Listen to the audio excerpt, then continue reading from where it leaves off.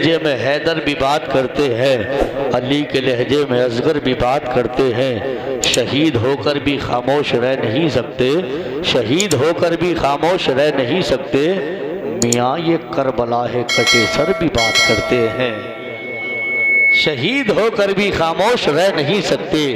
میاں یہ کربلا ہے کٹے سر بھی بات کرتے ہیں، میاں یہ کربلا ہے کٹے سر بھی بات کرتے ہیں۔ میں آپ تمامی حضرات کو بس ایک جملہ دے رہا ہوں، باقی آپ کا جو دل کہے وہ آپ کو کرنا ہے۔ میں ذکر ایک شعر میں مولا عباس کا کرتا ہوں، اور جس کا یہ عقیدہ ہو کہ جب سیدہ کائنات کے نانا مدینے سے کرم کرتے ہیں تب ہمارے گھر کے چولہے جلتے ہیں، تو وہ مولا عباس کے نام پہ سبحان اللہ بول دے، ورنہ جس کا یہ عقیدہ نہیں ہے وہ خاموش رہے۔ شعر پڑھتا ہوں، آئے جو میدان میں عباس حیدر کی طرح، آئے جو میدان میں عباس حیدر کی طرح، ایک اکیلے نظر آنے لگے لشکر کی طرح۔ پیچھے والے محفل میں میدان میں عباس حیدر کی طرح ایک اکیلے نظر آنے لگے لشکر کی طرح۔ جنگ کرنے کی اجازت ہی نہیں تھی ان کو، جنگ کرنے کی اجازت ہی نہیں تھی ان کو، ورنہ کربلا ہاتھ میں ہوتا در خیبر کی طرح۔ جنگ کرنے کی اجازت ہی نہیں تھی ان کو، ورنہ کربلا ہاتھ میں ہوتا در خیبر کی طرح۔ نبی میں پختہ کاری آ گئی، میری آنکھوں کو پھر ادائے اشک باری آ گئی، کاش خواب میں ہی کبھی آ کے کہہ دے میرے حضور، آ مدینے تو بھی آ جا تیری باری آ گئی، آ مدینے تو بھی آ جا تیری باری آ گئی۔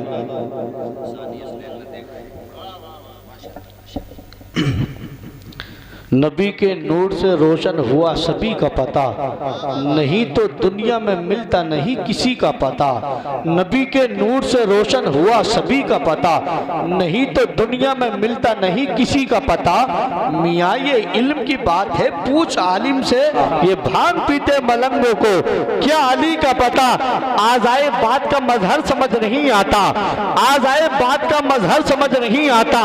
کم دماغوں کو حیدر سمجھ نہیں آتا۔ آزائے بات کا مظہر سمجھ نہیں آتا، کم دماغوں کو حیدر سمجھ نہیں آتا۔ کسی بزرگ کی صحبت کا فیض حاصل کر، کسی بزرگ کی صحبت کا فیض حاصل کر، علی کتابوں کو پڑھ کر سمجھ نہیں آتا، علی کتابوں کو پڑھ کر سمجھ نہیں آتا۔ ذرے ذرے پہ نگاہوں کو بچھا رکھا ہے، ذرے ذرے پہ نگاہوں کو بچھا رکھا ہے، ان کی آمد نے تو دیوانہ بنا رکھا ہے۔ کتنے پیارے ہیں میرے آقا کو ابو بکر و عمر، کتنے پیارے ہیں میرے آقا کو ابو بکر و عمر، ساتھ ہی روزے میں دونوں کو سلا رکھا ہے۔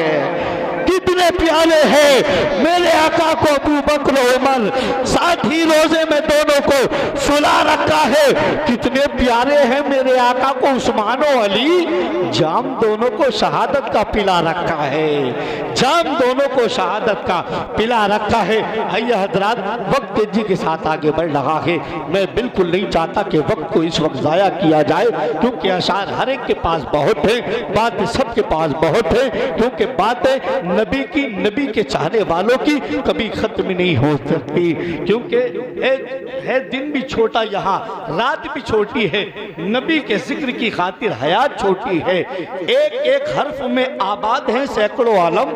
بڑا ہے نام نبی اور یہ کائنات چھوٹی ہے، بڑا ہے نام نبی اور کائنات چھوٹی ہے۔ مولانا توسیع صاحب نے حضرت کے بارے میں بتایا ہے، یہ آج سے نہیں، الحمدللہ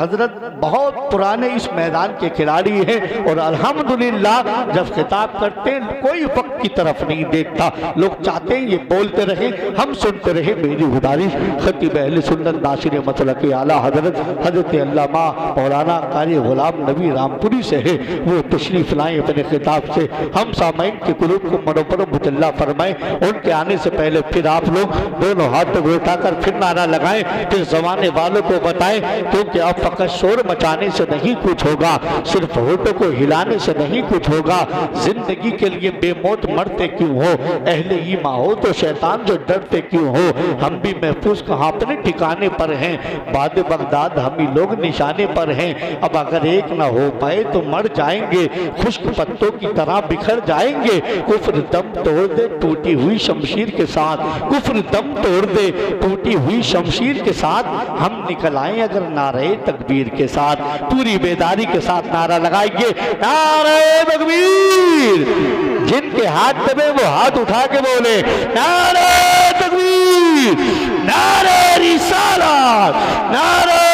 حیدری، نعرہ غوثیت، فیضان حضور غوث اعظم، فیضان اولیاء کرام، علماء اہل سنت، مشرق اعلیٰ حضرت، فیضان اعلیٰ حضرت قاری غلام نبی صاحب قبلہ رام پوری، نعرہ تکبیر، نعرہ رسالت، نعرہ حیدر۔